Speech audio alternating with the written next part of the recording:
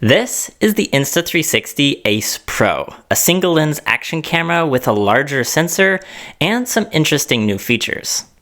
The rear-facing touchscreen can flip around to go full-on vlogger mode. The flip screen is also handy for previewing your shots when filming at low angles. And while it's not really designed for this, the screen can be used as a quick mounting solution. By clipping it onto the neck of your shirt, you can quickly set it up for capturing FOV shots.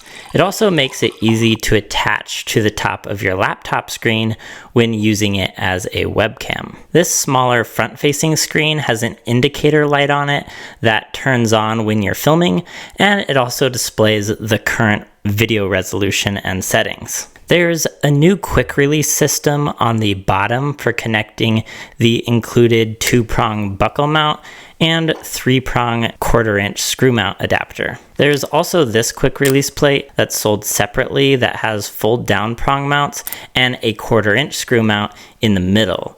The removable battery supports fast charging and can power the camera for up to an hour and 30 minutes in 4K 30.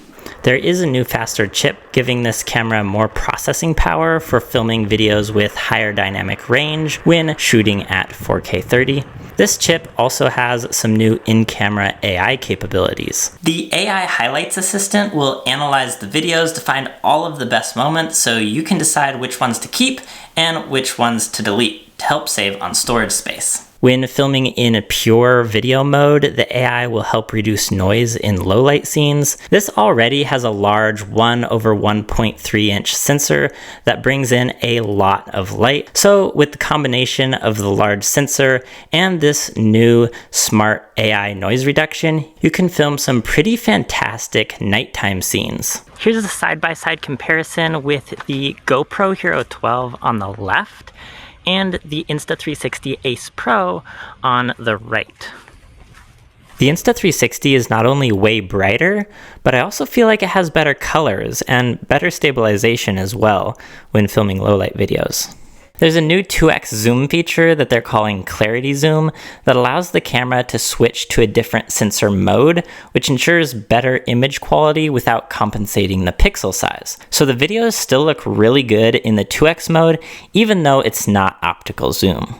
There's an updated gesture and voice control 2.0, so you can just raise your hand to start and stop recording. Or you can also just say, start recording, and then stop recording. A few of the other notable software updates include a pause recording button, so you can actually hit pause on a video and then later on hit play and continue recording, and that will all be saved as one single video. There is app background downloading, so you can do other things on your phone while simultaneously downloading footage from the camera. And the app also has some new AI video effects, my favorite of which is the AI motion blur. This makes everything look like it's moving way faster, and the motion blur looks pretty realistic too.